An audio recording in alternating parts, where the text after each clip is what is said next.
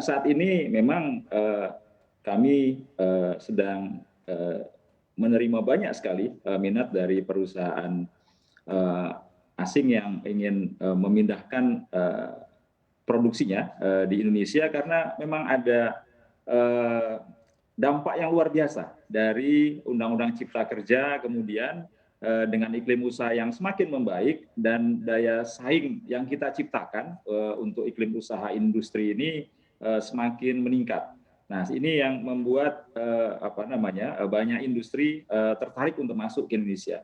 Misalnya kepastian untuk berusaha atau beroperasi sejak tahun 2020 ketika kita mengalami pandemi, kami menerbitkan kebijakan yang namanya izin usaha eh, industri yang berkaitan dengan penanganan COVID atau IOMKI, izin operasional dan mobilitas kegiatan industri selama masa kedaruratan COVID. Dengan IOMKI ini memberikan kepastian industri tetap bisa beroperasi, kemudian protokol kesehatan bisa terjaga sehingga tenaga kerjanya bisa terus sehat. Nah, dengan salah satu cara seperti ini membuat banyak pelaku usaha, investor di luar melihat ini Indonesia punya skema yang bagus dalam menjaga industrinya tetap bisa punya daya saing, tetap bisa beroperasi sehingga order-order itu tetap bisa dipenuhi. Nah, kemudian dengan insentif yang dikeluarkan oleh pemerintah, baik fiskal maupun non fiskal, ini juga yang membuat menarik minat banyak relokasi.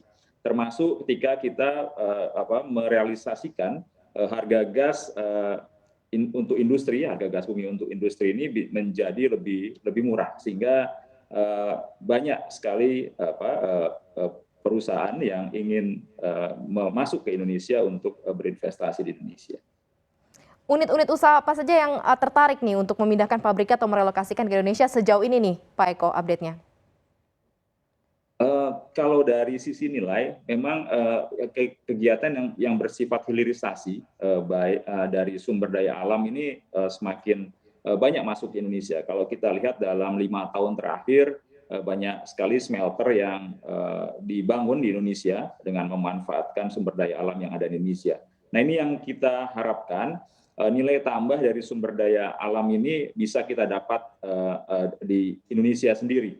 Misalnya ketika nikel ini kalau kita hanya jual nikelnya saja sebagai bahan mentah, ini harganya mungkin hanya 40 sampai 60 dolar. Tapi kalau kita olah sampai menjadi stainless steel, ini bisa sampai 2.000 dolar per ton dibandingkan hanya 40 sampai 60 dolar per ton kalau kita hanya jual raw materialnya saja. Ini yang membuat banyak investasi masuk terutama di sektor hilirisasi komoditas pertambangan.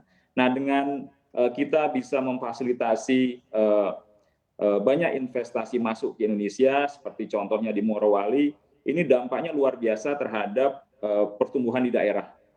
Kemudian di Kalimantan, di Sumatera, kita juga lihat kemarin Bapak Presiden baru saja meresmikan ekspor untuk produk alumina di Bintan. Ini juga bagian dari upaya kita menghilirisasi komoditas atau bahan mentah yang selama ini kita ekspor begitu saja.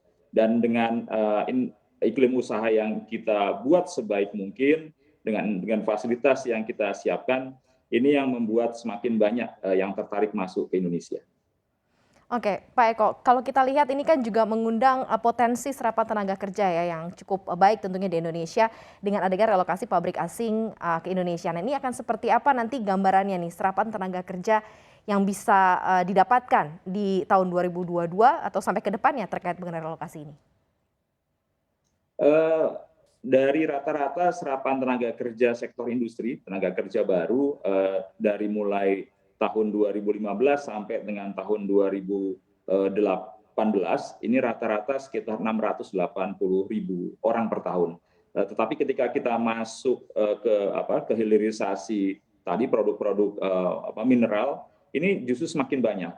Dari kebutuhan yang kami lihat, kalau kita lihat tahun ini sampai dengan tahun 2025, berdasarkan perhitungan yang kami lakukan, ini ada sekitar 750.000 Mhm, tenaga kerja baru yang diperlukan hanya untuk hilirisasi ini, Mbak Maria. mhm, mhm. Nah, itu selain daripada kita ingin menyebarkan pertumbuhan industri ke daerah, sehingga tidak semakin banyak orang pindah ke Pulau Jawa misalnya atau ke kota untuk hanya mencari tenaga kerja. Sehingga kita bisa manfaatkan tenaga kerja di daerah masing-masing itu dengan kita meningkatkan kemampuan atau skill dari mereka.